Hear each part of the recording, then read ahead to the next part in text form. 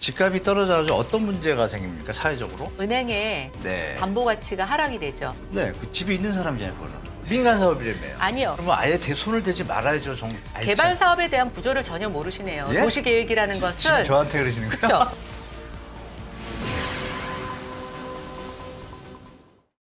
안녕하십니까. 연합뉴스 경제TV의 곽수정의 경제프리즘 곽수정입니다.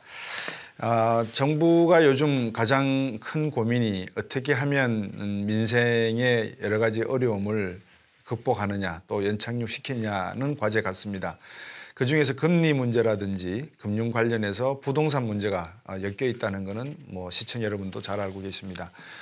정부가 지금 3번에 걸쳐 정책을 발표했습니다. 11월 10일, 12월 21일, 그리고 1월 3일 3번에 걸쳐서 정책을 발표했는데 정책 내용들은 주로 부동산 가격의 급락을 막기 위한 연착륙이라고 할까요? 조금은 초점이 가격 안정화, 급락을 막는 쪽에 있는 것 같습니다. 그도 그럴 것이 이런 현상이 전국적인 현상이 아니고 지역적인 문제다 보니까 정부에서는 이런 심리적 파급 효과가 조금 더 완화되기를 바라는 그런 모양새인 것 같습니다. 오늘 시청자 여러분들과 함께 이 부동산 문제를 다시 한번 접근해 보려고 하는데요. 지난번 오셨을 때 제가 한문도 교수님한테 출연 꼭 다시 한번 해달라고 부탁드렸습니다. 그래서 오늘 연세대학교 금융부동산학과 한문도 교수님 다시 한번 모셨습니다. 안녕하십니까? 네, 안녕하세요. 그리고 부동산 정책 그러면 이분을 또 빼놓을 수가 없습니다. 20대 국회에서 부동산 문제를 가지고 맹활약하셨고 저분을 보면서 국회의원은 저래야 된다라는 생각을 했던 분입니다. 지금 여의도 연구원의 경제정책센터 센터장으로 계십니다. 김연아 전 의원입니다. 안녕하십니까? 네, 안녕하세요. 네.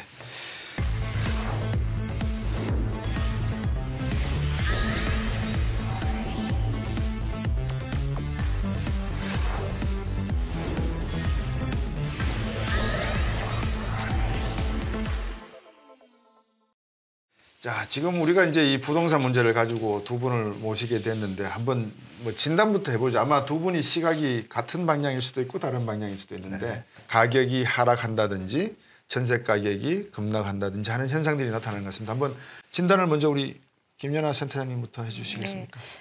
일단 집값에 대해서 방향성은 명확한 것 같습니다. 하락으로 가고 하락으로. 있고요. 예. 네. 근데 이제 중요한 건 속도인 것 같은데요. 네. 저희가 당초 이제 미국의 금리 인상이 시작이 되면 우리도 금리가 오를 거고 네. 또 문재인 정부 하에서 집값이 굉장히 많이 급등을 했기 때문에 조정 국면이 있을 것이라고 예상은 했지만 네. 그 속도를 보면 지금 우리가 예상한 것을 훨씬 뛰어넘고 있는데요. 집값 하락이 아니라 거의 폭락의 수준으로 또 날개 없이 추락하는 듯한 모습을 좀 보이고 있습니다. 네. 그래서 조금 약간 걱정되는 수준이다라고 보고 있고 또 하나는 이제 집값과 전세값, 이제 전세 가격이라는 것은 한국에서만 형성되고 있는 독특한 임대료 체계이기는 한데 네. 지금 매매값보다는 전세 가격의 하락폭이 더 크게 나타나고 있습니다. 그래서 일단 지금 정부가 잇따른 규제 완화 대책이라는 것을 내놓으면서 이 집값의 어떤 추락하는 집값에 날개를 좀 달아주고 있는 것 같기는 합니다만 네. 과연 이 연착륙이 언제 될지, 그러니까 이제 좀 시기의 문제, 그다음에 이제 이게 다시 반등할 수 있을지 아니면 이제 L자의 행보를 보이면서 네. 우리가 말하는 일명 장기 침체로 돌입할 것인지에 대해서는 조금 더 지켜봐야 될 거라고 생각하는데요. 네. 어쨌든 지금 전반적인 다른 경기의 좀 회복, 금리가 일단 좀 진정돼야 되고 또 물가 오른 것에 대해서 상대적으로 지금 하락이라고 느껴지고 있는 임금, 네. 고용 지표들에 대한 개선이 좀 이루어지기 전까지는 집값은 계속 지금과 같은 이런 하락의 폭에서 벗어나지 못할 것 같다. 네. 다만 전세 가격이 좀 하락을 멈추고 네. 사람들의 이주 수요가 발생하기 시작을 하면 약간의 이제 바닥을 보이는 것으로 해석을 할 수는 있을 것 같습니다만 네.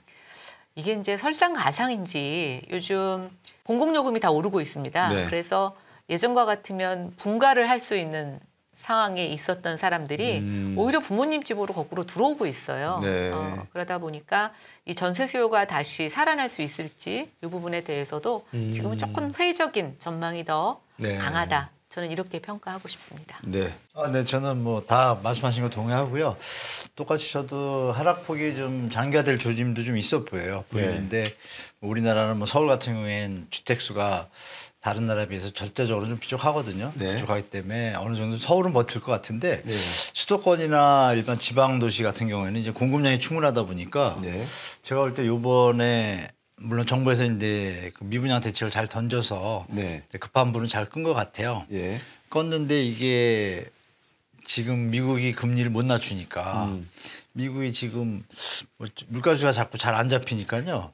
그리고 우리는 또 말씀하신 것처럼 난방비라는 게 오르니까 우리 물가지수도 잡아야 되는 입장이니까 제가 봐도 한은이 제가 고민하는 걸 보니까 저는 3.75, 4%는 한은은 되게 버거워하는 것 같아요. 저는 네. 잘은 모르겠지만. 예. 그리고 환율도 경제학자들이 1,150원이 제일 좋다고 하는 거로 저는 경제학자가 아니니까. 네. 근데 지금 1,250원에서 계속 움직이잖아요. 그런 영향 때문에 무역 적자 벌써 11개월째고. 그러니까 우리 자체적인 요인도 있는데 외부 요인이 너무 강한 것 같아요. 제가 느끼기엔. 네. 외부 요인이 진정되기 전까지는 그 추세를 뭘 따라갈 수밖에 없고. 네. 근데 그 여파가 저희는 나중에 받게 되잖아요. 미국보다. 미국이 좀 걱정되는 거죠, 개인적으로. 그래서 지금은 이제 내부 요인은 어느 정도 정부도 뭐 잘 대처하고 있고 외환 보유고도 뭐 어느 정도 버티니까 우리 내부 문제로 폭락할 일은 없을 것 같고요. 미분양 문제는 뭐 조정하는 걸 다 알고 있으니까.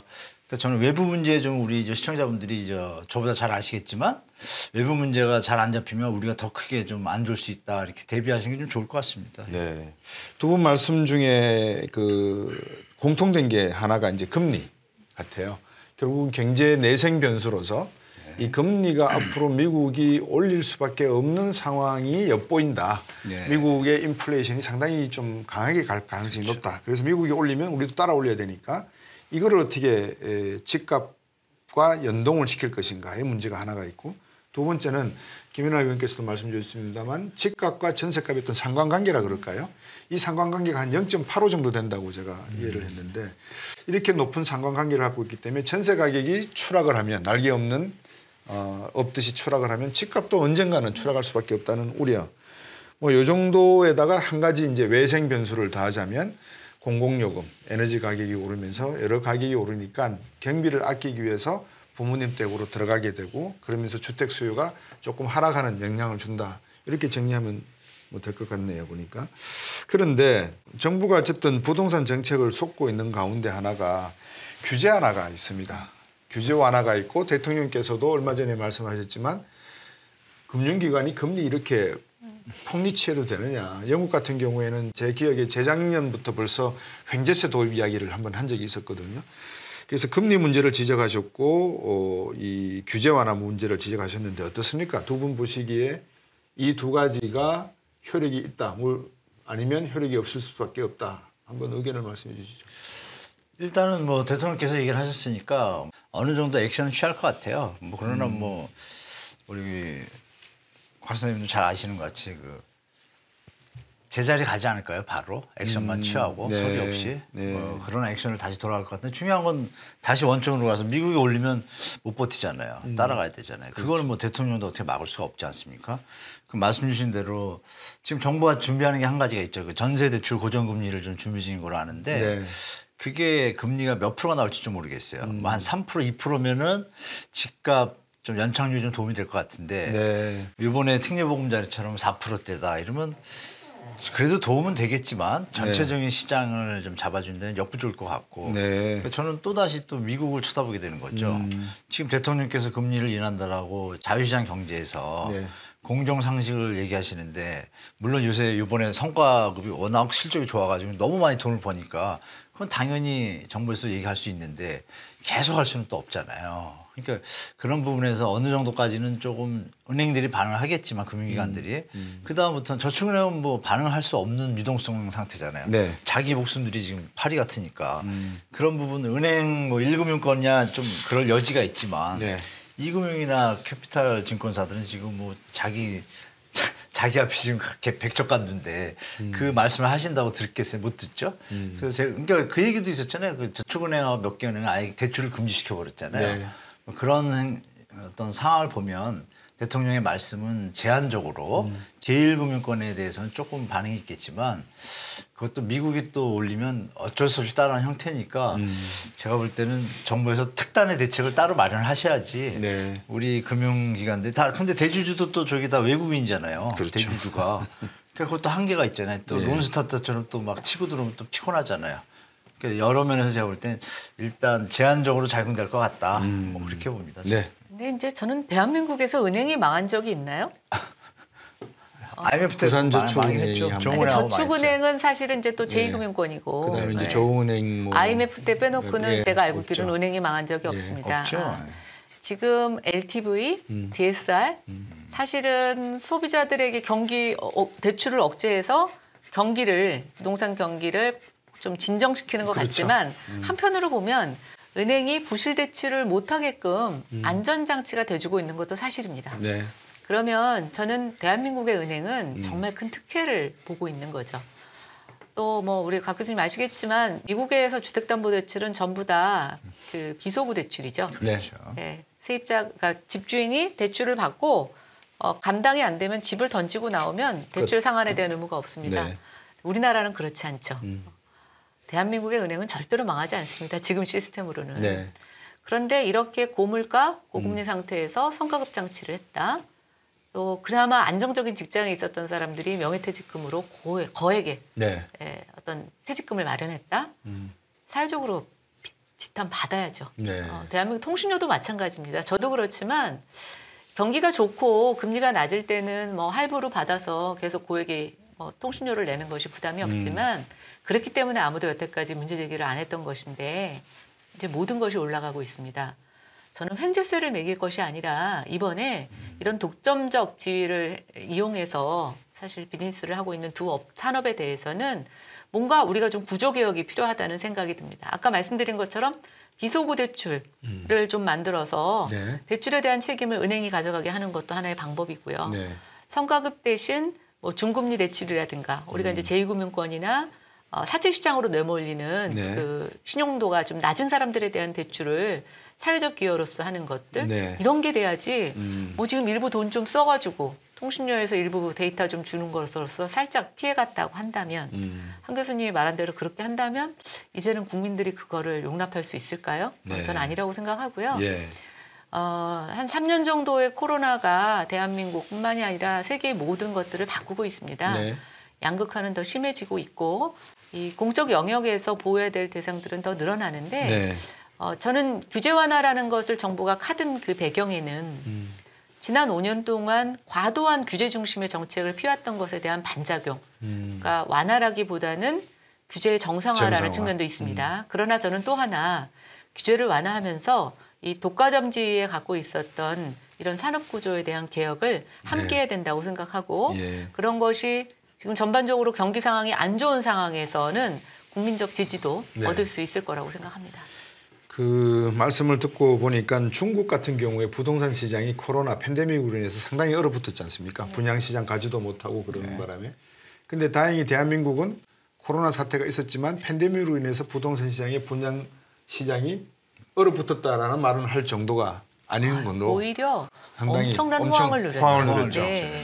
자, 그만큼 부동산 시장에 대해서 관심이 많고 또 한 가지는 우리 김연아 의원께서도 말씀 주셨습니다만 기업이 요구하는 건 시장 논리에 따라서 움직였으면 좋겠다라는 게 하나가 있는데 문제는 독과점적인 어떤 카르텔 성향을 가지고 있는 가격 책정에서 이런 은행 기업, 대기업들이 이런 틈을 노려서 막대한 수익을 얻는 것이 과연 정당하냐 정당하지 않느냐를 놓고 볼 때 시장 논리로 보면 정당하죠.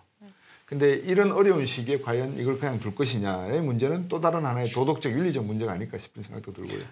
저는 김연아 의원님 말씀에 좀 박수를 보내고 싶은 게 말씀 나오셨으니까 사실 비서구 얘기는 민감한 부분이라서 갈 길이 멀기 때문에 몇 번 시도를 했잖아요. 국회의원들이. 다 알면서도 뭐 후원금을 받으시는지 모르지만 말만 하고 다 쏙쏙 들어가요. 근데 의원님이 좀 말씀 주셨는데 비서구 대출을 우리나라만 되게 비협조적으로 움직이잖아요. 국회의원들이. 저는 이해가 안 되더라고요. 그럼 지금 말씀 주신 것처럼 비서구 대출을 갖고 흔들 수는 있겠죠. 지금 대통령께서.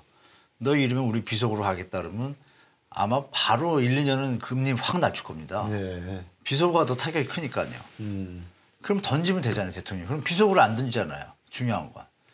제가 드리고 싶은 말씀 100% 찬성하는데 또 의원님도 지금 말씀하셨잖아요. 말하고 끝나요. 그럼 비서구를 해주니까 그러면 지금만 내려라. 그럼 나중에 돈 벌 때는 또 경기가 좋으면 또 그냥 놔두고 그건 또 방치하는 거 똑같잖아요. 이렇게 말씀 나온 김에 이번에 좀 추진해 주셔가지고 비속어를 밀어붙이면 아마 국민들이 박수 칠 것 같아요. 저는 어떻게 생각하세요? 엄청 박수 칠 근데 것 이제 같고. 우리가 은행이 네. 사실은 보면 한동안 이제 IB로 거듭난다고 해서 막 일을 벌리다가 글로벌 금융위기를 맞죠. 그러다 보니까 이제 그 다음에 한 거는 그 일종의 이제 예금과 대출을 통한 그 금리 마진을 갖고 그쵸. 사실 되게 보수적으로 운영해 왔던 것도 사실이에요.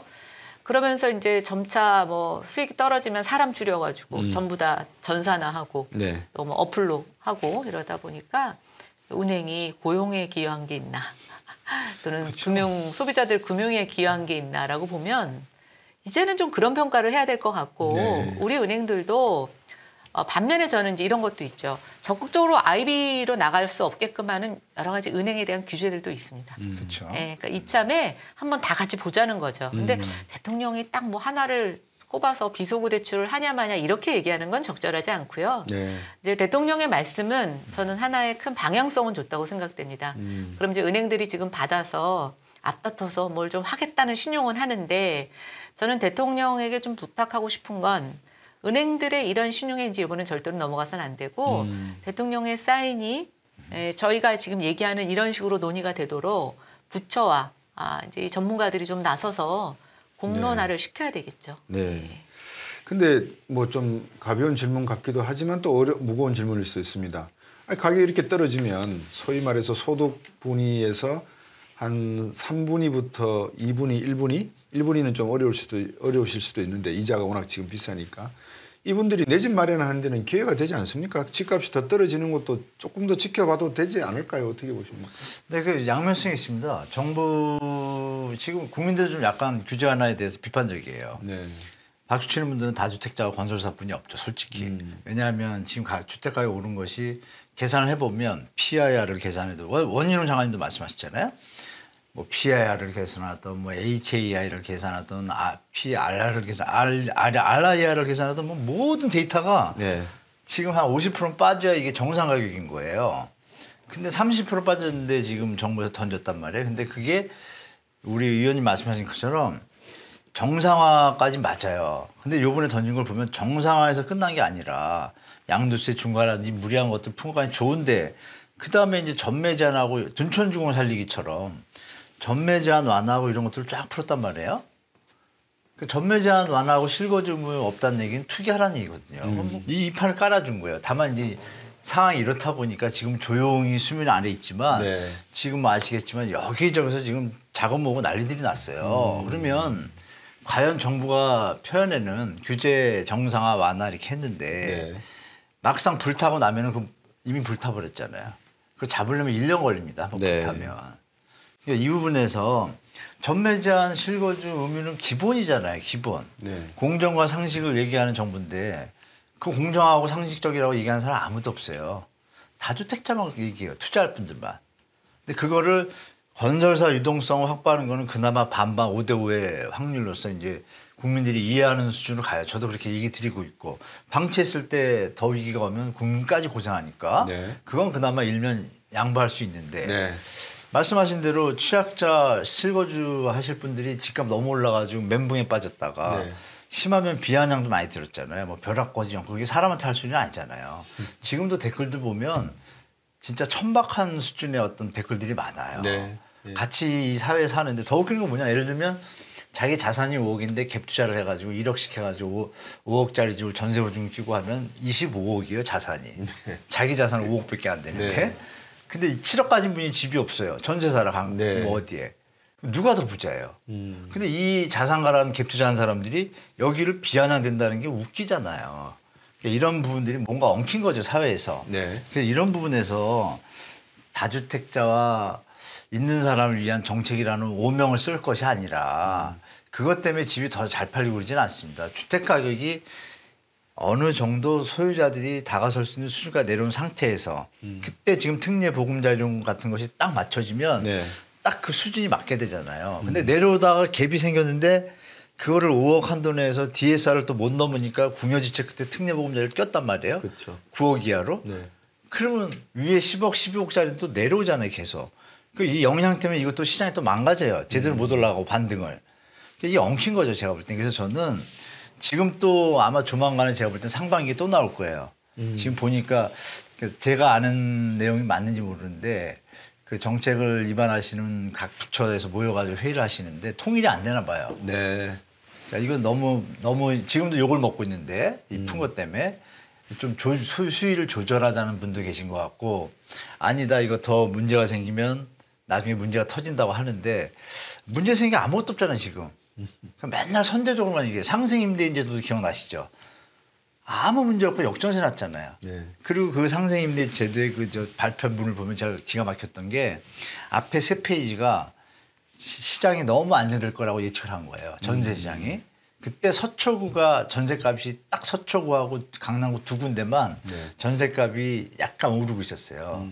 이 두 구라는 걸 표현합니다. 국지적으로 반등할 기미가 있어라는 표현도 있어요. 보고문에. 그래서 뒤에 가서는 그럼 그 두 구만 제어를 하면 되지. 전체를 갑자기 뭐 상생임대인 제도 해가지고 역전세 날 거 뻔히 아는데 세금으로 따지면 어마어마한 액수잖아요. 집당 1억 가까이 되는데 5억짜리만 해도. 그거는 그냥 버리고 전기세 가스비를 올리고 이게 안 맞는 거예요. 미스패치가. 그래서 지금 말씀 주신 취약계층이나 서민들이 60%잖아요. 대한민국에. 그리고 가지신 분들은 그나마 버틸 수 있는 여력도 있고 영끌에서 일부 피해보는 분들 빼고는 민주주의의 원칙이 뭡니까? 다수 행복이잖아요. 그런 관점에서 본다면 정부의 규제 하나 자체의 일부분은 타당성이 좋은데 나머지 일부분은 이거를 빌미로 해가지고 따라붙은 무슨 1+1도 아니고 전혀 이해할 수 없는 것들이 붙었어요. 따라붙은 게 많아요. 상생임대인도 그렇고 이번에도. 그래서 이런 부분들이 만약에 이번에 또다시 임대사업자 제도의 세제 혜택이 과다하다든지 양도세 한시적 감면이 과다하다든지 토지거래 허가구역을 지금 만지작되는 것 같은데 지금 아까 의원님 말씀도 그러시잖아요. 규제 완화지 정상화잖아요. 토지거래 허가구역이 뭐가 문제가 있죠? 실거주인데?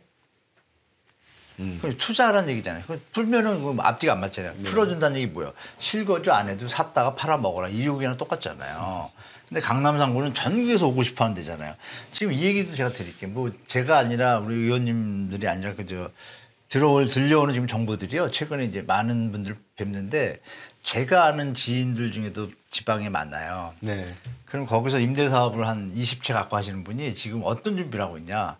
그거 다 매도할 준비하고 토지거래 허가 풀리기만 기다리고 있어요.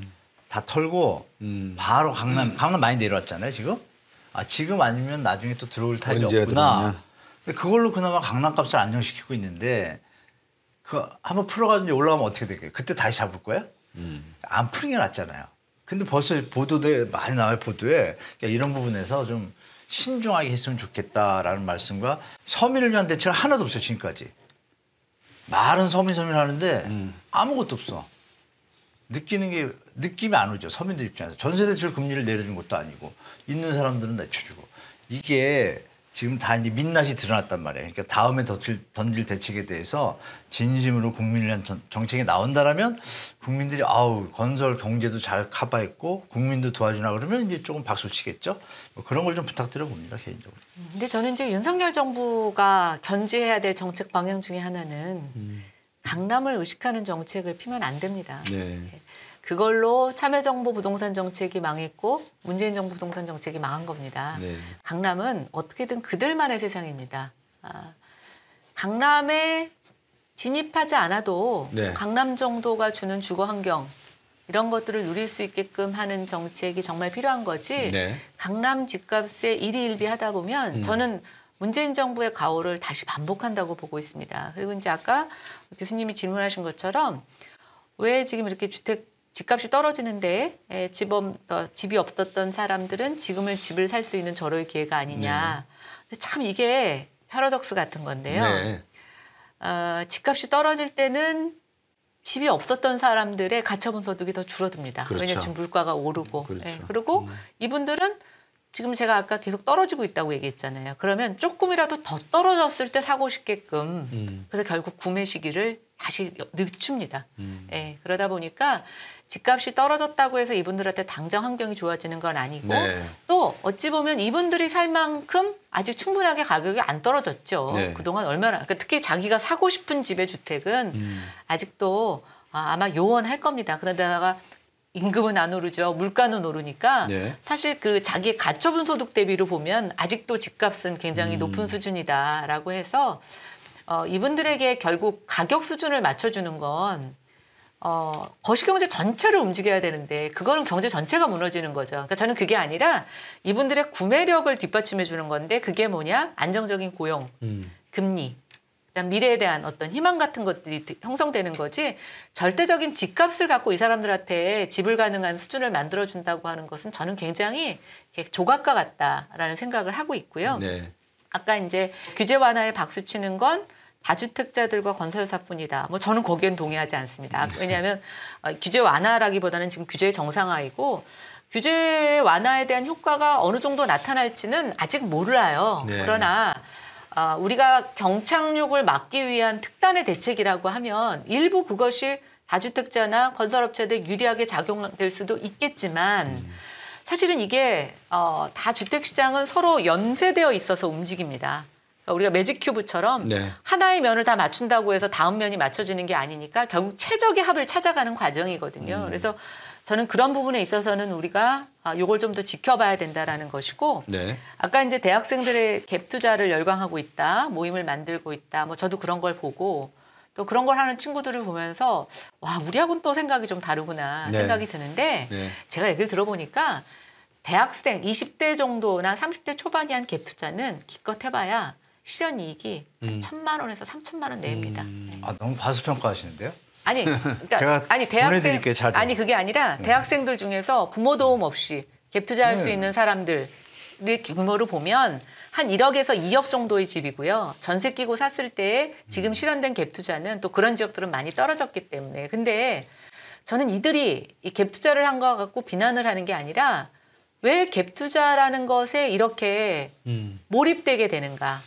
네. 왜냐하면 노동을 통해서는 절대로 그 수익을 거둘 수가 없어요. 대학생들한테 3,000만 원? 결코 쉬운 금액이 아닙니다. 그건 육체적인 노동을 통해서는 절대로 벌 수 없어요. 예를 들어서 명품을 사서 되팔기를 한다거나 이런 식의 요즘 그런 어떤 신종의 재테크 방법으로는 이런 수익을 얻을 수 있을지 모르죠. 아니면 코인이라든가. 그러나 이 친구들이 이렇게 여기에 제가 봤을 땐 빠지는 이유는 우리 사회가 정상적인 노동을 통해서는 우리가 필요한 돈을 가질 수가 없고 자산 격차를 줄일 수 없다는 거죠. 네. 그래서 저는 이런 부분들을 우리가 이렇게 비난의 대상으로 볼 게 아니라 네. 이런 사회 현상에 좀 집중해야 된다. 그래서 이건 훨씬 더 고용시장에서의 뭔가 이 사람들이 능력을 발휘하고 소득을 증대할 수 있는 방안들에 대한 고민을 좀 필요하고 이렇게 저는 그렇게 생각해요. 이거보다 더 비난받아야 되는 건 빌라왕들이죠. 지금 저희 의원님 말씀 중에 이제 듣다 보니까 상당히 좀 개인적으로 이견이 다른 점이 많이 보이는데요. 그 좀 말씀드리고 싶은 게 집값이 아까 말씀 중에 떨어져 가지고 그 사람들이 구매 타임을 놓쳐서 그거를 내리는 거는 거시경제에 문제가 생긴다는 표현을 하셨잖아요. 집값이 떨어져서 어떤 문제가 생깁니까 사회적으로? 집값이 많이 떨어졌어요. 어떤 문제가 집값이 생겨요? 많이 떨어지면요. 은행의 네. 담보 가치가 하락이 되죠. 네. 네, 그럼 은행이 어떻게 할까요? 은행이 어떻게 할까요? 일부 상환하라고 하겠죠. 네, 그 집이 있는 사람이잖아요, 그거는. 근데 집이 네. 있는 사람의 네. 지금 월급이 오르지 않아요. 아니, 물가가 그러니까, 올라요. 아니, 그러면 그러니까 이 말씀이 사람들은 또 앞뒤가 안 맞는 게 보세요. 지금 집을 못 사는 사람을 대상으로 말씀 주셨잖아요. 지금 초점이 뭐냐. 집값이 떨어져서 집을 살 수 없는 사람들이 사게끔 도와주는 게 정부가 할 일이고.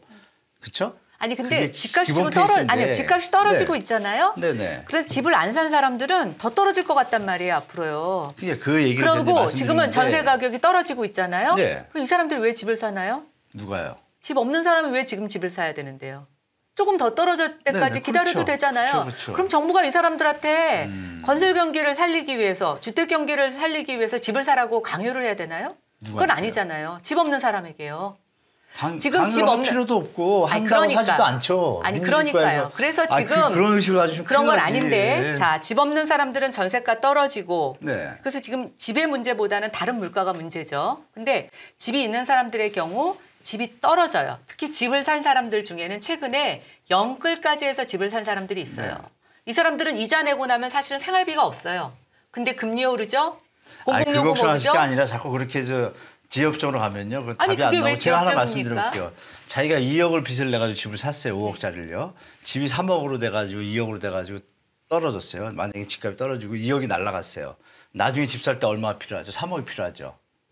제로섬이 돼요. 그런데 전체가 내리면 다음에 있는 이 어려운 분들은 살 수가 있어요. 이거 한 번만 생각해도 제가 무슨 말씀하는지 아실 거예요. 결론적으로 뭐냐. 주택 경기의 주택 가격을 떠받쳐서 지금 전 세계가 뭐냐면요. 제가 보는 관점은 네. 전 세계가 제조업으로 버는 게 한정적으로 됐어요. 중국이 이제 제조업을 다 가져가니까. 그다음에 미국이 택한 노선이 뭐예요? 금융산업자본주의를 갔잖아요. 네. 선두 치고 나갔잖아요. 파생상품 터뜨리고. 예. 후발주자인 우리나라나 뭐 다른 나라들은 따라가는 입장이잖아요. 예. 근데 그 와중에 걔들이 만든 게 뭐예요? MBS 만들어가지고 작업 들어갔고 네. 그걸로 이어서 나오는 거 아니에요. 네. 그 시스템 다 아시잖아요. 그럼 결론은 자본주의와 금융산업자본주의 친구들이 만든 프레임을 지금 옹호하시는 꼴이 되는 거예요. 제가 볼 때는 엄밀히 보면 그러니까 깊이 가면 뭐 얘기가 길어지니까 요점은 그거죠. 주택 가격이 어느 정도까지 내려오는데 경제는 전혀 문제가 없습니다. 제가 수도 없이 봤는데 문제가 없는데 지금 그런 논리들이 들어오는 거예요. 마치 축구 선수가 축구 게임을 뛰는데 발톱이 다쳤으니까 이것 때문에 더 뛰다 보면 나중에 발톱이 망가지면 영원히 못 뛴다는 이런 논리를 던지면 말이 맞거든요. 근데 이 친구는 축구 시작을 하고 나도 전혀 문제 없는 수준인 거를 알아요. 의사들은. 근데 이 얘기는 안 하는 거죠. 지금 모든 기득권들이. 집값이 만약에 내려왔을 때 보세요. 대출 이자로 간 돈들이 다 어디로 갔죠? 은행이 가져갔죠. 일부 양극화된 기득권들만 날아갔잖아요.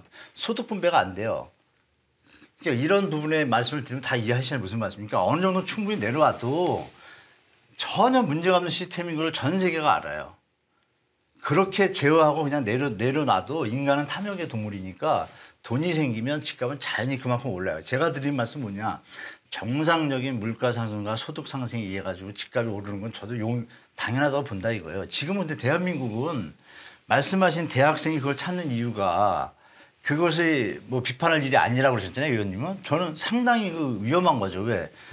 그 비판할 대상이 아닌 그 입장은 이해를 하지만 그 사람들이 그렇게 가는 것을 방치하는 것도 기성세대 잘못이죠.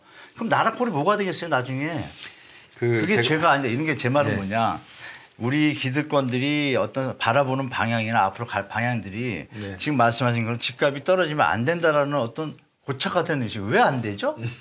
아니요, 전혀 저는 경제에 집값이 문제가 저는 없는데. 집값이 제가 떨어진다고 하는 네네, 거를 네. 안 된다고 한 적이 없습니다. 저는 아니 집값이 못 더 떨어질 산다며 것 못 사가지고 젊은 능력이 안 되는 사람이 못 사니까 아니 대부분 지금 그걸 사람이 굉장히 제 얘기를 좀 잘못 오해하신 것 같고 근데 교수님 한번 생각해 보세요. 네네. 정상적인 물가 상승만큼 집값이 오르는 건 용인하신다고 하셨죠? 당연하죠. 네. 그럼 지금 물가가 얼마나 올랐나요 올해? 올해는 한 6% 올랐고 다 합해서 30-40% 올랐어요. 그렇죠. 그런데 네. 집값이 떨어지고 있어요. 지금 300% 올랐다가 떨어진 값이 지금의 150%잖아요. 왜 기저효과를 무시합니까?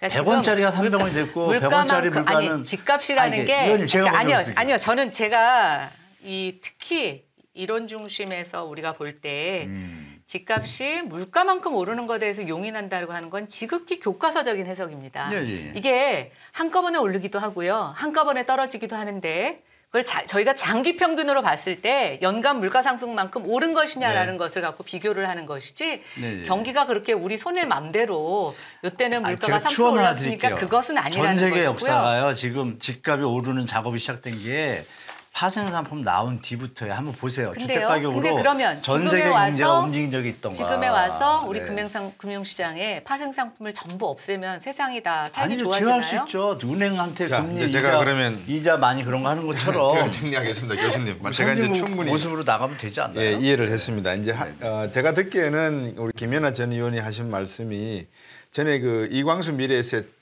네네네. 전문위원이 하신 말씀하고도 비슷해서요. 그러니까 무슨 네. 말씀이냐면 가격이 떨어지면 많은 소비자들은 더 떨어질 걸 예상해서 기다린다. 네. 그래서 그 충족 욕구가 이루어지면 그때서 들어갈 수 있는 그 결정력이 나오지 않을까라는 말씀이 하나가 있었고요. 네. 우리 하문도 교수님 말씀은 그런 상황이 벌어진 배경에 보면 이 파생 상품이 부동산하고 연결되면서 소위 미국의 어떤 큰 그림을 말씀해 주셨어요. 자본주의, 신자본주의, 산업자본주의가 중국의 제조업을 대체할 화폐를 가지고 장난치는 산업으로 발전하다 네네네. 보니 그 매개체로 부동산 시장이 들어왔고 그게 우리나라 시장의 이 추구의 목적이 아닌 투기의 목적이라고 하는 탐욕과 어울리다 보니까 이것이 어떤 상승, 승수 효과를 일으켜서 그렇죠. 우리나라 부동산 시장이 상당히 곤혹스럽다.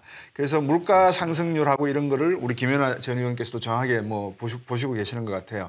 미국 같은 서구에서는 물가 상승률로 전반적인 집값이 오르고 있으니까요. 그렇죠. 그래서 미 연준의 기준금리도 30년 만기 국채에 연동이 되는 형태가 되고요.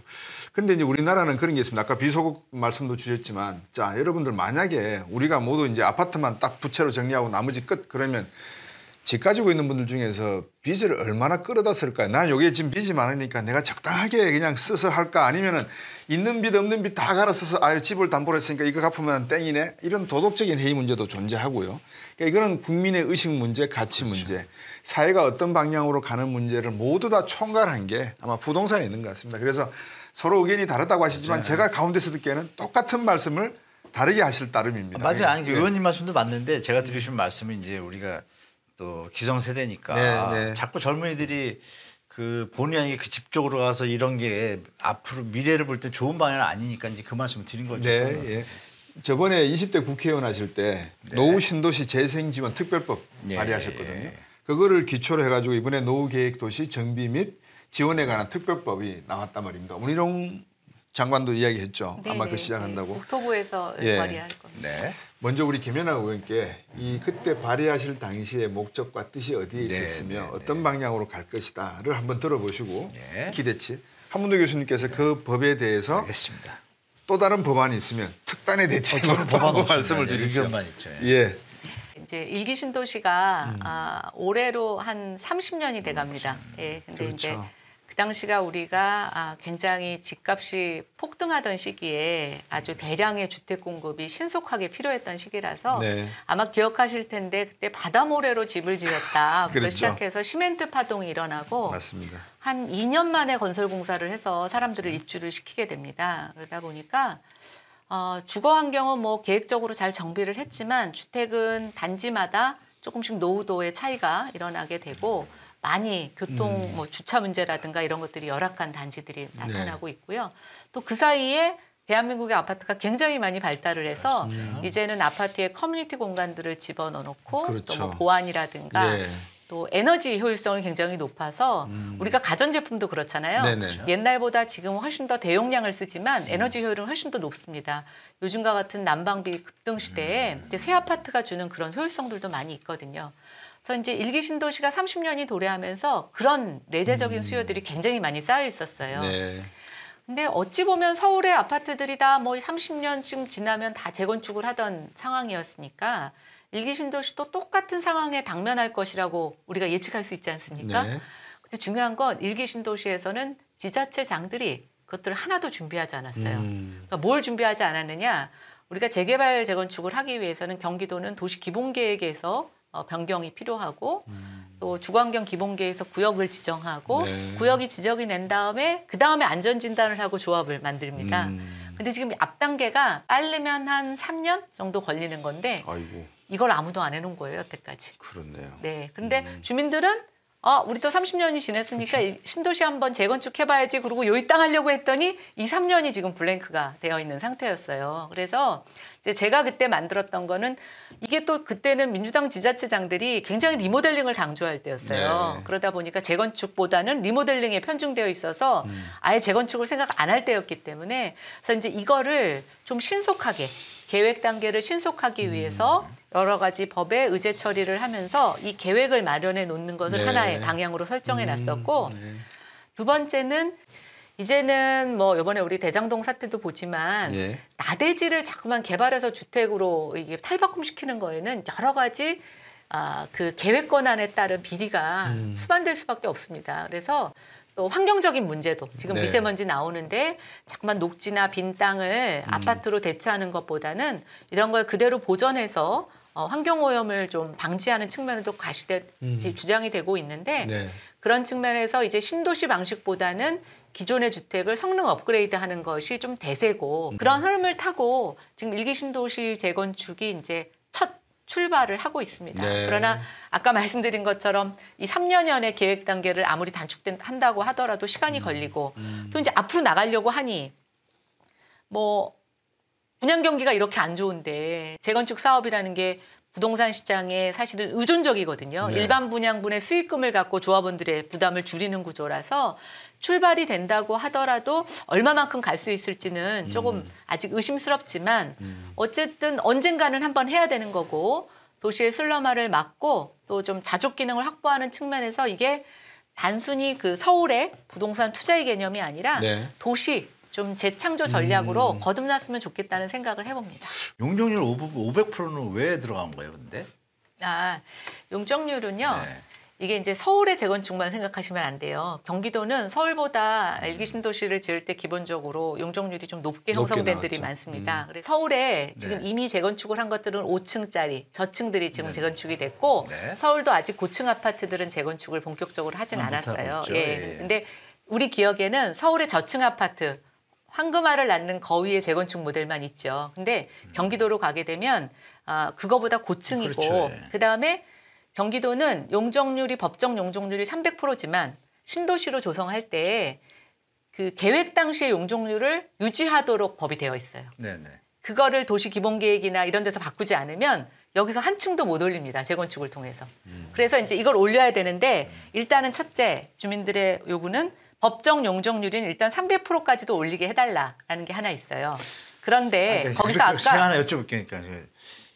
사람이 살기에 쾌적의 용적률이 몇 프로인지 아시잖아요. 표적의 인간이 용적률이 살기에. 몇 프로인데요? 150에서 200이잖아요. 그건 어디서 나온 기준이에요? 페리 글른 주거로도 나오고 페리 글른 에베네zer 주거가 하우즈도 얘기했고 그건 미국의 땅 현재- 얘기고요. 그러니까. 아유 교수님 아이, 제가 아이고, 전공이 아니에요. 여기가 도시계획입니다. 아니, 제가 말씀드릴게요. 페리의 주거 이론은 그러니까 도시계획이 70년대 아니, 여기에서 하나- 우리가 쓰던 배운 거예요. 70년인데 분당신기도 일기신도시 뭘로 지었죠? 누가 계획을 했죠, 그거를?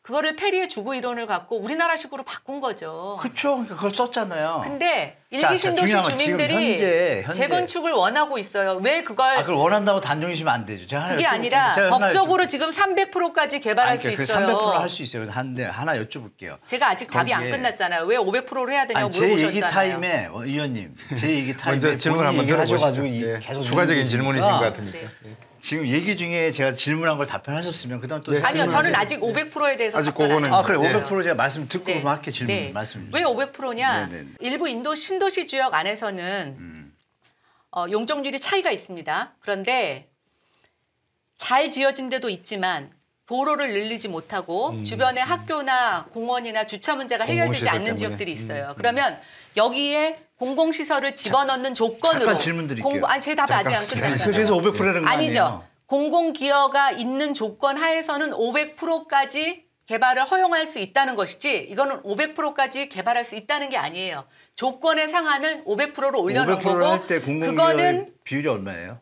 그건 아직 아무것도 만든 게 정해진 없죠. 게 없는 것 같습니다. 그리고 이거는 500%까지 허용한다는 것은 도시계획상 용도 변경을 허용해 주는 겁니다. 500%로 바꾼다는 거는 네. 3종 주거 지역을 준주거 지역으로 바꾸는 정도예요. 예, 예. 이게 뭐가 나쁜가요? 공공기여가 있으면 한 단계 그러니까 제가 올려주는 여쭤볼게요. 건데. 나쁜 거 없죠. 계속 올리면 좋죠. 좋은데. 아니, 뭐 계속 올린다고 하나 저는 여쭤볼게요. 좋아하지 않아요. 그러니까 하나 예. 여쭤볼게요. 원주민들이 다 찬성한다고 얘기를 하시잖아요. 네. 근데 제가 가서 시장을 가봤거든요. 어딜 가보셨는데요? 분당 다 가봤습니다. 분당 어디요? 어느 아파트라서 찾아가시게요? 아니요, 그게 아니고요. 제가 지금 남의 얘기 일기 좀 신도시 들으셔야죠. 아니요, 제가 얘기를 드리잖아요. 한번 얘기를 안 들어보시죠. 네, 뭐. 얘기하세요. 예, 들어보시죠. 얘기를 안 들으시고 말씀하시라면 무슨 토론이 되겠어요. 제가 보세요. 원주민들한테 제가 전화를 받게 돼서 나 가봤습니다. 네. 가봤더니 하는 네. 말이 네. 조합장이 5년 이상 거주하면 요새는 되잖아요. 네. 원주민이 아니어도. 그렇죠. 그럼 거기에 아시겠지만 지금 분당 일기신도시 포함한 일기신도시 분들 중에 대부분이 가보시면 30~40%가 다 어르신들이에요. 네. 그분들은 그 얘기 나오자마자 그때부터 일기신도시 얘기 나올 때부터 아유 왜 이렇게 20년도 30년도 안 된 집을 부시려고 그래 이런 소리가 나온 소리도 많아요. 네. 근데 이건 지금 묻혀 있잖아요. 예. 투자 개발 논리 때문에 더 좋은 집 당연하죠. 더 좋다고 하니까 중요한 것은 그것이 그럼 원주민의 의견을 충분히 들어야 되는데 어떤 가는 패턴을 보면 문제가 있는 게 여기는 또 뭐 한 동의율을 50%가 반대하지 않으면 간다는 거예요. 아니에요. 재개발 아니 재건축은 그렇게 지금 말들이 나오고 있는 것 때문에 제가 여쭙는 게 예, 뭐냐. 예. 근데 그거는- 제가 이렇게 여쭙는 게 이거예요. 결론은 원주민에 대해서 한번 모든 것을 정확하게 조사하신 적이 있냐. 예를 들면 이거죠. 30년 됐잖아요. 하나 여쭤볼게요. 30년 뒤에 또 부실 겁니까? 그럼 이 얘기부터 30년 말씀 뒤에 주세요. 얘기하셔야죠. 네? 아 이게 30년 뒤에 또 부실 거예요? 이제는 30년을 더 버틸 수 있는 주택을 줘야죠. 근데 아, 지금 주택도 수명이 50년, 100년짜리잖아요. 구조가 잘못된 것뿐이지. 그 제가 예담으로 그러니까 말씀을 이게 드리면 제가 요 얘기 말씀드리고 의원님 예. 얘기 드릴게요. 예. 도시계획을 하셨다니까 여쭤볼게요. 도시계획이 예. 원주민 거기 살고 있는 주민을 위해서 지어야지 예. 왜 다른 요소들이 개입이 되냐 이거죠. 저는 그거는 분명히 제가 뭐 논문으로 쓰려도 쓰겠는데요. 네. 뻔한 뻔짜입니다. 이거는 도시계획 뭡니까? 하시는 분들 제가 한 몇 분 만나서 여쭤봤어요. 예. 어느 도시나 용적률을 높이면 투자자들하고 투자 개념에서는 좋지만 네. 원래 주거만을 원하는 사람들은 원하지 않는다니까요. 이제 이 알겠습니다. 부분도 있다는 거를 예. 의원님이 알아두셨으면 좋겠다 이거죠. 이해가- 이쪽도 맞지만 이쪽도 있는데 네. 그러면 말씀하실 때 아까 그러시잖아요. 다 원한다고. 예. 전혀 안 그렇습니다. 현장을 가보시면 저기 저 삼봉 같은 데는요. 알겠습니다. 막 싸움 났어요. 벌써부터 지금 동네에서. 그 그러니까 이런 부분을 좀 참고해 주셨으면 하는 말씀. 서울에도 저쪽 이태원 쪽에 아주 오래된 아파트가 하나 있습니다. 그 안에 보광동 뒤쪽에 네. 그 아파트에도 연세 되신 분들이 많이 사세요. 네네네. 그러니까 이분들한테 왜냐하면 이게 벌써 50년 넘어가는 아파트니까 재건축해야 된다 그러면 연세 많으신 분들은 아니 뭐 이걸 재건축해가 뭐해 조용히 살게 그냥 놔둬 하면서 싫어하시더라고요. 그거 아마 재건축하면 엄청 가격 올라갈걸요. 근데 방금 한문도 교수님이 말씀하신 게 제 뒷부분을 지금 걱정하시는 것 같아요. 이거를 가지고 만약에 투자적인 어떤 개념, 대장동 말씀을 주셨지만 그런 식의 개념으로 설득을 하시는 것보다는 이 도시가 김 의원께서 설명 주셨잖아요. 앞으로 도시 경쟁 시대가 될 건데 지금 30년이 넘었을 때 우리가 재건축을 하고 리모델링을 하면 이 분당이나 일기 신도시가 새로운 도시 디자이닝의 어떤 가이던스나 리더로서의 역할을 보일 수가 있다. 이게 앞으로 나가는 게 맞는 것이지 재건축하면은 용적률도 올라가고 더 많이 아니요. 가치가 그러니까- 이래 오해가 아니, 되면 예, 안 된다는 말씀이세요. 저는 이제 아까 용적률을 물어보셨으니까 말씀을 드린 거고 이 500%라고 하는 것은 다 그렇게 하겠다는 게 아니라 정부가 그렇죠. 특정 조건을 갖고 혜택을 줄 때 하는 건데 네. 그 이유도 뭐냐면 네. 이 정도 줘야지만 주민들의 추가 부담금이 줄어들기 때문에 용적률을 더 추가 늘려주는 부담금. 겁니다. 네. 근데 추가 부담금을 왜 늘려주느냐? 네. 그거는 이 지역에 사시는 이 지역에 오래 사셨던 고령자들 같은 경우에는 네. 연금을 없죠. 받으시면 다행이지만 연금이 없는 분도 많잖아요. 그럼요. 네. 그럼 이분들은 추가 부담금을 내지 못하고 그냥 쫓겨나야 되는 그렇죠. 겁니다. 네. 그래서 네. 추가 부담금을 조금 줄여주기 위해서 용적률을 높여주는 것이지 이것이 어떤 무슨 사업성, 그러니까 오케이, 예를 들어 누구를 이해됐어요. 돈을 완전히 하는 것은 이해됐어요. 아니고 네, 그다음에 네. 이것도 일방적인 한 사업자가 토지를 강제 수용해서 밀어붙이는 거잖아요. 재건축 사업은 조합 사업이에요. 네. 아까 50%가 뭐 동의하면 추진한다는 건 아마 추진이 단계일 것 해제 같고요. 조건이, 역으로 해제 조건이. 네, 어쨌든 3분의 2가 동의해야지만 재건축 조합은 그렇죠.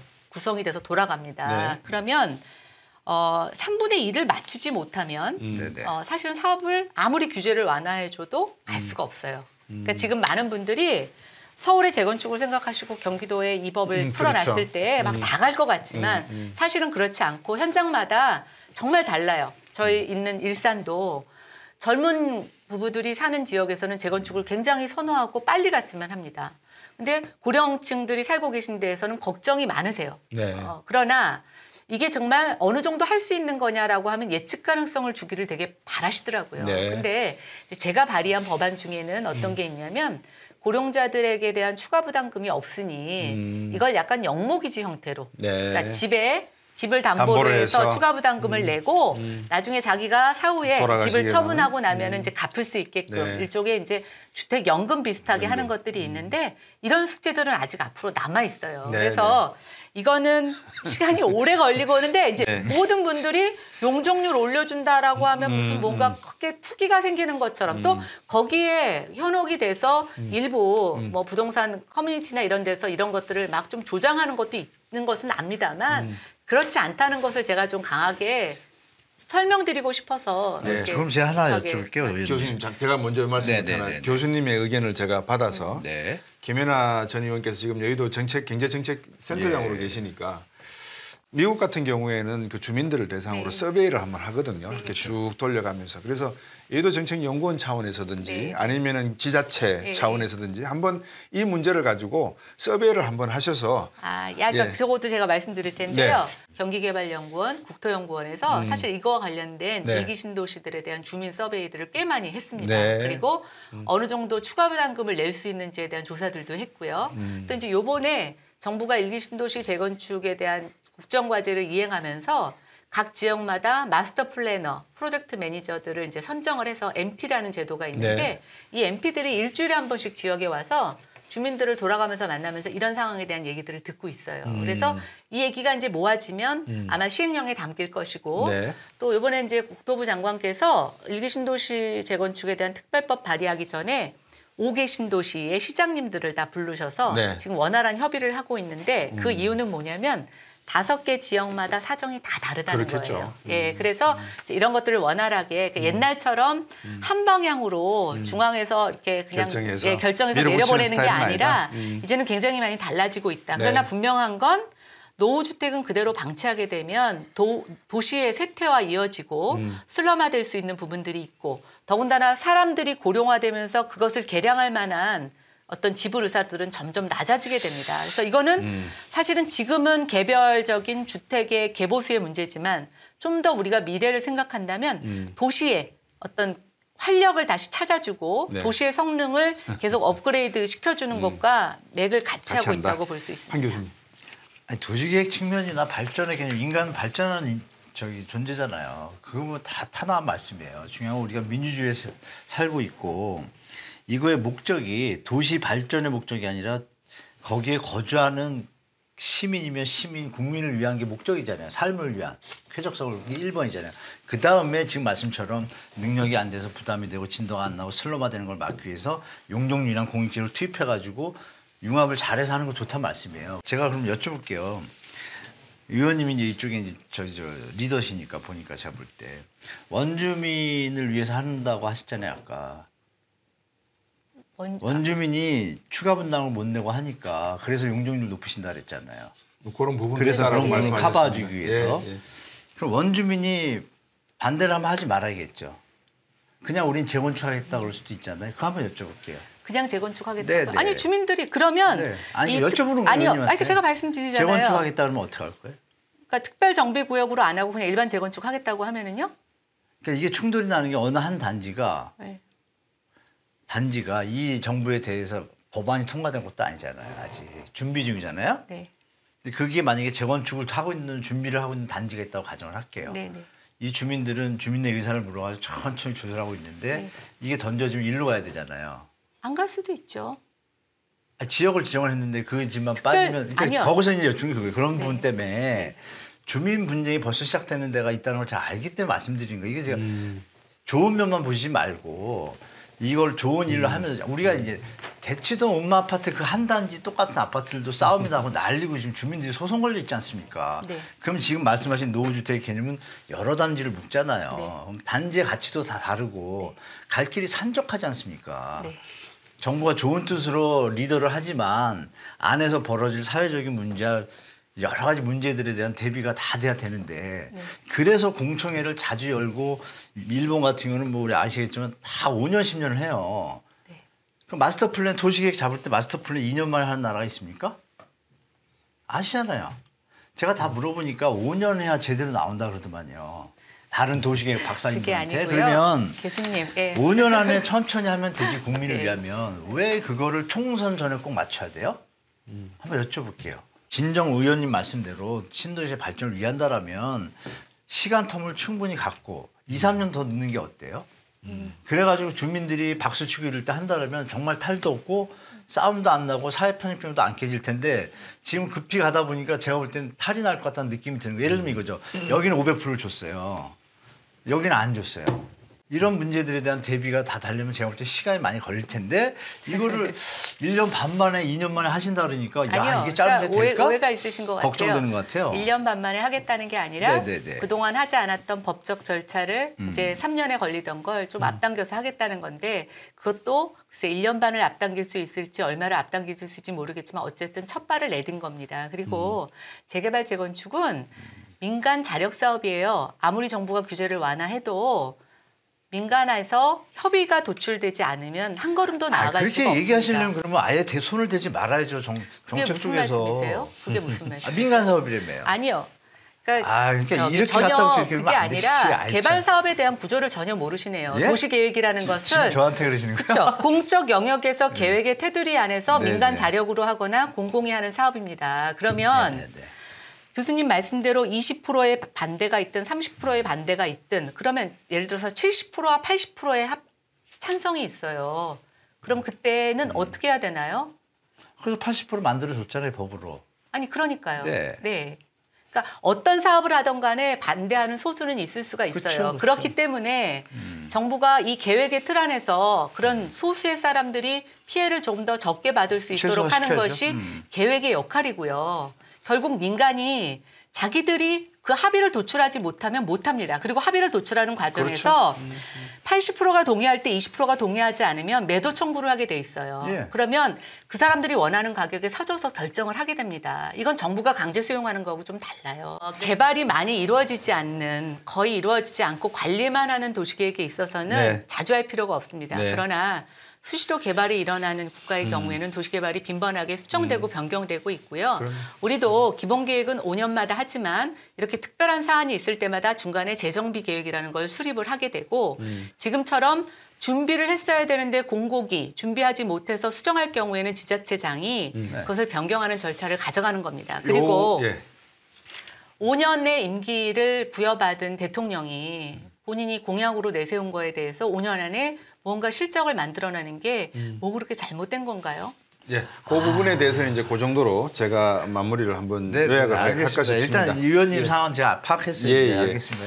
이 두 분의 말씀이 네, 네. 시청자 여러분들께서 들으시면 아주 이 서로 달리는 철도길처럼 맞아요, 평행선 맞아요. 같은데요. 네. 제가 듣는 입장에서는 똑같은 말씀을 다르게 하고 계시는 것 그런가요? 같습니다. 왜냐하면 첫째, 이 민간 주도의 사업을 하는 데 있어서 정치적인 의도라든지 다른 어떤 민간 건설사에게 수익이 돌아가게 하는 것은 시장 논리에 맞지 않다. 이거는 절대적으로 입주자나 현재 거주하고 있는 사람에게 재개발이든 재건축의 효과가 돌아가도록 해야 된다.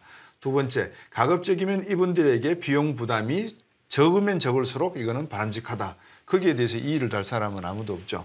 그다음에 세 번째, 경제적 논리 중에서 한 가지 약간 그 주거 개념에 있어서 이제 좀 이렇게 부딪히는 부분이 뭐냐면 한 교수님 입장에서는 이런 작업을 하게 되면 뭐 무슨 모델이든 서베이나 공청회를 통해서 가급적이면 주민의 입장들이 이렇게 한번 녹아들 수 있는 용광로를 타운홀 미팅을 하든지 해서 좀 이렇게 시민 친화적인 정책이 나왔으면 한다는 말씀이신 거고 또 이제 우리 김연아 전 의원 같은 경우에는 지금 부동산 시장이 좀 이렇게 위험한 찰나에 마침 내가 작년도에 발의했던 법안이 지난번에 발의했던 법안이 올라오면 이것이 도시 디자인의 기여와 함께 부동산 가격에 어느 정도 도움을 줄 수 있다면 이거 한번 추진해 봐도 괜찮지 않냐 해서 지자체분들과 경기도에서 적극적으로 검토 중에 있다. 이런 말씀의 차이인 것 같아요.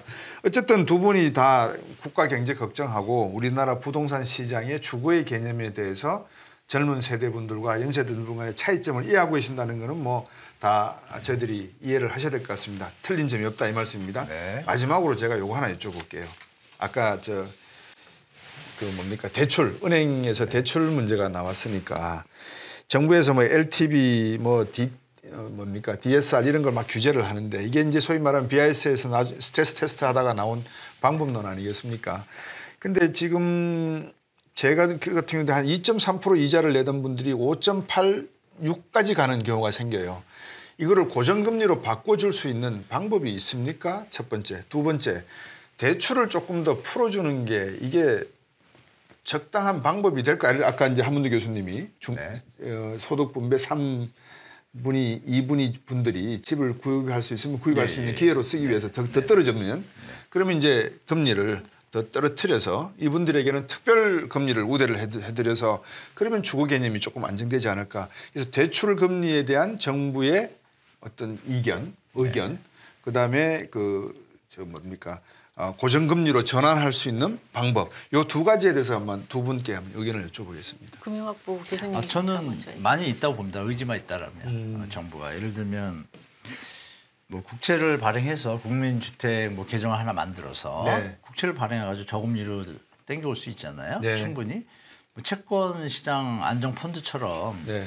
그런 개념을 도입해가지고 지금 말씀 주신 물론 너무 집값이 내려가면 또 말씀하신 거시경제적 측면에서 물론 깨지는 부분이 있으니까 그 점에서 왜 우리나라는 프레디맥이나 페니맥 같은 걸 안 만들죠? 비슷한 걸 합니다. 금융공사에서 지금 금융공사에서 합니다. 하고 있습니까? 지금 만작되고 지금 연습하고 있더라고요. 연습하고 있잖아요. 일본에 좀 하나 던졌는데 상품을 연습하고 있는데 그게 우려가 되는 거예요. 그쪽으로 발전되면 이게 이제 또 한 번 터지잖아요. 대한민국도. 그러니까 제가 제게 바라는 건 이런 거죠. 주택 가격이 과도하게 내려올 필요도 없고 네. 선진국 수준의 PIR 10까지 내려왔는데도 집을 못 사는 분들이 계세요. 네.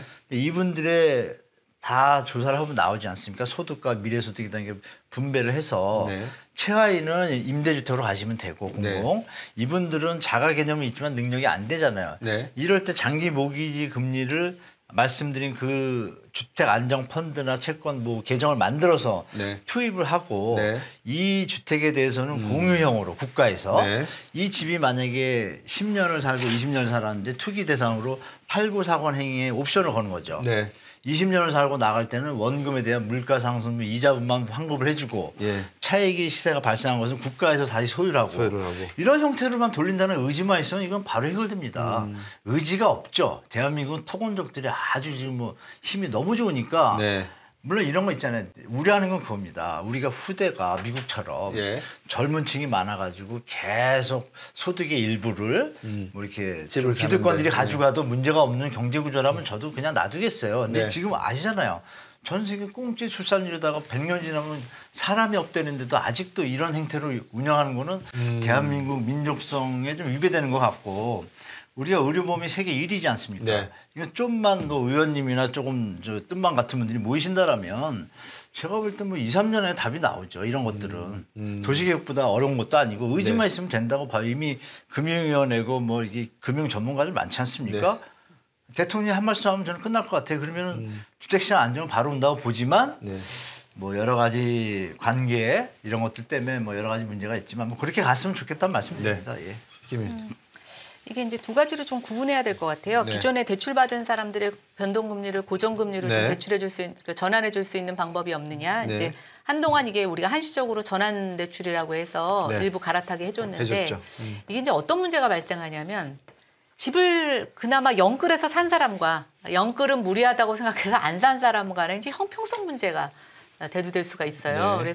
그래서 이게 정부가 항상 소득 기준이나 금액을 정해놓고 한시적으로 한정해서 하는 건데 이제 우리가 이 상황의 주택 가격의 하락과 이 고금리의 상황이 언제까지 갈 것이냐라는 일종의 예측이 먼저 전제가 돼야 되고 네. 그 중에서 우리가 어디까지를 예. 공공이 들어가서 이걸 좀 도와줘야 되느냐라는 예. 게 하나 있는데 예. 거기에 같이 수반되는 거는 이제 지금 얘기가 되고 있는 전세 대출 금리를 좀 같이 낮춰줘야 되는 부분들이 있죠. 그렇죠. 집을 안 사. 그러니까 이 비정상적인 상황에서 집을 안 사는 사람들은 아무 혜택도 못 보고 미친 듯이 영끌에 같이 그렇죠. 합류해서 집 산 사람은 또 집 샀더니 금리까지 혜택을 줘? 이제 이런 논란이 있을 수가 있어요. 그다음에 이제 신규 주택 대출에 대해서는 저는 이제 비소구 대출과 같은 네. 일종의 과도하게 은행만을 보호해주는 대출에 대해서는 이번 정도는 한번 저희가 바꿔볼 수 있는 계기를 만들어야 되겠다. 진짜 박수 쳐드립니다. 네, 그런 생각이 들었습니다. 네, 진짜 박수 쳐드립니다. 예. 제가 제안 하나 드릴 수 있어요. 해주십시오. 혹시 연결이 네. 되시면 아니, 예, 지금 이제 당연히 영끌 그거 있잖아요. 영끌이 이제 말씀 중처럼 이제 안 한 분하고 형평성 문제가 있으니까 근데 영끌 한 분 중에 이제 실거주 있잖아요. 그러니까 막 아기가 방이 만들어진다든지 네. 결혼해서 막 필요해서 아기를 낳아야 되면 이런 사람들은 실거주용으로 매입한 거잖아요. 네. 근데 제가 판단하기 그렇습니다. 자금 조달 계획서를 대부분 냈어요. 그러니까 정부가 의지가 있다면 국민들의 어떤 오해 있잖아요. 영끌을 도와준다는 이걸 피할 수 있는 게 뭐냐. 자금 조달 계획서를 조사를 하면 구분할 수가 있습니다. 기본적으로. 그럼 아기가 있고 거기다 이제 정부가 옵션을 거는 거예요. 아까 말씀드린 비슷한 것처럼 그들이 도와주는 대신에 너는 팔게 되면 지금 어려움을 막아주니까. 네. 근데 나중에 시세가 올랐어요. 예. 그리고 이건 정부가 도와주는 꼴이 되니까 형평세 문제가 졌지만 만약에 10년, 15년을 살겠다. 그거는 이해가 되잖아요. 이 사람은 실거주이라는 게. 네. 그 옵션을 거는 거죠. 네. 걸어서 만약에 안 살면 그냥 그대로 원금만 가지고 빠지는 거예요. 망하진 않았잖아요. 경매 안 당하고. 네. 이 옵션이면 이건 가요, 배가. 근데 그 사람들 수가 계산을 보니까 영끌 100명이라 그러면 저는 대충 계산해 봤거든요. 100명이면 한 20명밖에 안 되더라고. 30명. 이거는 한번 이렇게 말씀해 주시면 거기서 조금 신경 쓰시면 될 것 같아요. 저 가능하다고 보거든요. 결국은 이제 임대주택하고 일반 아파트하고 네. 이제 하이브리드 형태의 이제 네. 모델인 것 같은데 제가 들어보니까 네. 그 어떻게 생각하십니까? 방금 한 교수님 제안. 이게 이익공유제가 사실 이제 박근혜 정부 때도 한번 있었어요. 그렇죠, 그렇죠. 예, 근데 이게 가격이 급등하거나 급락하게 되면 항상 분쟁의 소지가 이루어지게 됩니다. 그거는 사람의 탐욕 아니겠어요? 그렇죠. 예. 그런데 이게 제도로 그럼 안착시켜서 다 처음에 보고 사인했음에도 불구하고 이 어떤 아웃라이어 상황이 생기게 되면 굉장한 행정 비용이 발생하게 돼서 저도 뭐 일부 굉장히 합리적이고 또 필요한 제도라고 생각이 됩니다만 이게 이제 우리가 실제로 적용할 때 어떤 기술적인 좀 그렇죠. 테크닉이 필요한지는 조금 고민해봐야 되는 사항인 것 같습니다. 네. 결국 돈의 문제인데 집을 살려 그래도 대출을 받을 수밖에 없고 다 이 돈의 문제입니다. 그 돈이 문제가 걸리다 보니까 돈값이 올라가 버리면 금리가 뛰어버리면 아무 생각 않고 그냥 잘 내고 있다가도 이거 어떻게 되지 하는 문제가 생기고 거기다가 못 갚는 분이 많이 나타나서 경매 시장에 물건이 나오고 휘청휘청거리면 이제 공급 물량 과다에다가 집값이 떨어지면 그때부터 문제가 아니었던 것들이 다 문제가 돼버리니까 이게 일시적인 건지 아니면 또 중장기적인 건지에 대한 논란이 계속 나오는 게 아닌가 싶습니다. 마지막으로 요 질문만 딱 드릴까요? 저희들이 이제 그 영끌 이야기도 했고 무주택 이야기도 했지 않습니까? 저는 국민 의식 수준이 이 주택에 대해서만큼은 주거의 개념으로 전환돼야 된다. 아까 노동 문제 또 인구 통계의 문제 그거는 뭐 우리 김연아 전 의원께서도 너무 잘 아시고 있어서 말하지 않겠고 그럼 이게 주거의 개념으로 가기 위해서는 정책적으로 금리가 정말 안정적인 금리에 연동되는 대출 금리 제도가 뭔가 하나 나와야 되겠고 이 대출 금리에 연동되는 중장기 금리를 대한민국 경제 정책의 최우선 순위로 두는 한국은행 총재가 나오면 저는 어떨까 하는 생각을 해봤고 여기에 대한 보완 정비로 캠코 같이 자산공사나 아까 제가 프레디맥 말씀을 드렸는데 다른 하나의 공사가 이 자산 관리를 아까 한문도 교수님이 제안했던 그런 아이디어를 받아들여서 갈아타고 영목이지 해주고 또 뭐 매도하고 하는 제도는 어떻겠나 싶습니다. 한번 거기에 대한 의견을 마지막으로 정리해 주시죠. 저는 아까 말씀드렸고 우리 의원님한테 또 부탁드릴게요. 비서부 말씀 주셨잖아요. 근데 그거 다 알고 하고 싶어 하거든요. 네. 그럼 은행들도 아마 조금 더 착실한 경영을 할 거고 예. 공익 아니면 안 한다면 공익전 요인을 지금 더 하려 하겠죠. 우리 국가나 이런데. 근데 지금은 이제 요리조리 잘 피하고 있잖아요. 그래서 좀 비서구에 대해서 이거는 좀 정치하시는 분들이 좀 신경 썼으면 하는 바람이 있어요. 다른 부분들은 뭐 그때그때마다 금융위원장이나 대통령이나 총재에 따라 바뀌기 때문에 변동성이 너무 심하니까 말씀 주신 대로 진짜 인제는 진짜 진정한 대통령께서 그랬으면 참 좋겠어요. 우리 후세들을 위해서 이 주택 문제 한번 어떻게 묘안이 없냐. 왜냐하면 주택 문제가 해결이 돼도 인간의 탐욕이라는 게 있어서 저기 싱가포르 거기 뭐 그 HB 그 은행도 90%가 공공임대인데 민간 시장이 불타고 있잖아요. 임대 살다가 자기가 돈을 모으면 자기가 집을 져서 살거든요. 예. 민간 시장은 항상 존재래요. 그래서 그런 부분을 한다라면 제가 볼 때는 우리 대한민국의 미래가 좀 더 나아지지 않을까 좀 그런 생각해 봅니다. 네. 이게 이제 거주의 개념이냐 실수의 개념이냐 투자의 개념이냐 저는 사실 구분이 어렵다라고 봐요. 근데 제가 경험적으로 보면 집 한 칸밖에 없는 사람일수록 집값에 더 민감할 수밖에 없습니다. 왜냐하면 가계 자산의 지금 한 3분의 2가 집에다 묶여 있기 70% 때문에 이상이네. 예, 그래서 또 하나 이제 우리는 공적연금이 굉장히 미약하죠. 그래서 대부분의 노후를 어떻게 자기가 노후 자금을 마련하냐면 자산 기반 복지입니다. 뭐 집이 있고 조금 더 여유가 있으면 그 다음에 건물 하나 사서 임대료 받아서 뭐 그 투기를 하겠다는 게 아니라 은행 이자보다 조금 높은 수익을 받아서 자기 노후를 살겠다고 하는 거거든요. 그러니까 우리가 왜 이렇게 부동산에 올인하느냐라는 것을 저는 이제 구조적으로 볼 필요가 있다는 거예요. 네. 그래서 우리가 다른 나라 사람들보다 부동산에 워낙 뭐 관심이 많고 이런 것도 있지만 경험적으로 보면 그게 가장 안정된 노후 생활을 할 수 있는 수단이었기 때문에 그런 것이고 결국 이것을 억누른다고 되는 게 아니라 다른 노후의 소득을 할 수 있는 뭐 일자리가 됐든 연금이 됐든 이것이 뒷받침돼 주지 않는 이상 그렇죠. 저는 이건 결국 눌렀다가 계속 튕겨오르고 눌렀다가 튕겨오는 걸 반복할 것이다라는 생각이 들어서 네. 이참에 우리가 금융, 복지, 주거 문제를 같이 아우를 수 있는 고민의 장을 마련해야 된다고 생각합니다. 이 끝마치기 전에 세 분, 저를 포함해서 아까 말씀하신 비속어 제도 말입니다. 찬성 반대를 놓고 컵을 들면 찬성, 내려놓으면 반대 이런 걸로 한번 비속어 시행하는 거에 대해서. 시행하는 거에 대해서. 네. 자, 시행에 찬성한다 그러면 들어주시면 되고요. 반대하면 그냥 내려주시면 돼요. 찬성한다. 예. 한문도 교수님하고 우리 김연아 전 의원님하고 말씀을 나눠봤습니다. 시청자 여러분, 이 학자로서 가지고 있는 자기의 이론과 논리에 대한 주장은 존중받아 마땅합니다. 근데 두 분이 하신 말씀은 결국 나라의 걱정, 또 국민의 주거의 걱정, 그 문제입니다. 그래서 두 분께서 논쟁하시고 말씀 주신 내용을 잘 이해하셔서 우리나라의 부동산 정책이 우리 정부에만 있는 것이 아니라 시청자 여러분들의 의식 구조 속에도 숨어 있다는 것을 분명히 이해를 해주시고 투기하지 말라, 투자하지 말라는 말씀은 드리지 않겠습니다. 합리적으로 투명하고 일관되게 부동산에 대한 개념을 잡아가셨으면 하는 말씀을 드리겠습니다. 오늘 두 분 너무 좋은 말씀 잘 들었고 감사드립니다. 고맙습니다. 네, 감사합니다.